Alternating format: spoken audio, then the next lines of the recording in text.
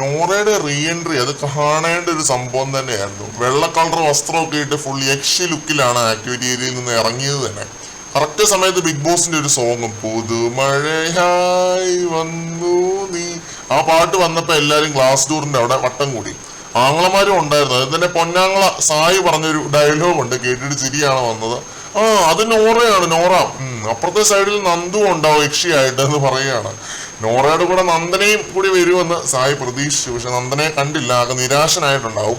പിന്നെ വേറുള്ളവരുടെ കാര്യം പറയാനാണെങ്കിൽ എല്ലാവരും നോറയെ തന്നെയാണ് എക്സ്പെക്ട് ചെയ്തത്. ആ ഒരു ബോഡി ലാംഗ്വേജ് നടത്തും ഒക്കെ കാണുമ്പോൾ തന്നെ മനസ്സിലാവുമല്ലോ. ഇത് പിന്നെ വെറുതെ ഒരു പ്രാങ്ക് പോലെ ചെയ്തതാണ്, കാണുന്നവർക്കും ഒരു ഫൺ എലമെന്റ് ആയിട്ടൊക്കെ ചെയ്തതാണ് ആവട്ടെ എന്ന് ഓർത്തിട്ട്. എന്തായാലും അടുത്ത ആഴ്ച എത്ര പേരെ ഔട്ടാക്കാനാണ് ബിഗ് ബോസിന്റെ പ്ലാൻ എന്നുള്ളത് എനിക്ക് അറിയത്തില്ല കേട്ടോ. 4 പേരെ പുറത്താക്കുവോ 3 പേരെ പുറത്താക്കുവോ എങ്ങനെയാണെന്ന് ഒരു പിടുത്തവും ഇല്ല. നോറയും കൂടി ഇപ്പൊ തിരിച്ചു കയറിയതോടെ 9 പേരായി വീണ്ടും. ഇനി മിഡ് വീക്ക് എവിക്ഷൻ വരുവോ, എല്ലാം വൻ മാറ്റിപ്പിടുത്തമായിട്ട് ചിലപ്പോൾ സ്പോട്ട് എവിക്ഷൻ വരെ നടക്കാൻ സാധ്യതയുണ്ട്. ആദ്യമായിട്ട് കണ്ടറിയാം. കൂടുതൽ അപ്ഡേറ്റുകളുമായിട്ട് വീണ്ടും കാണാം.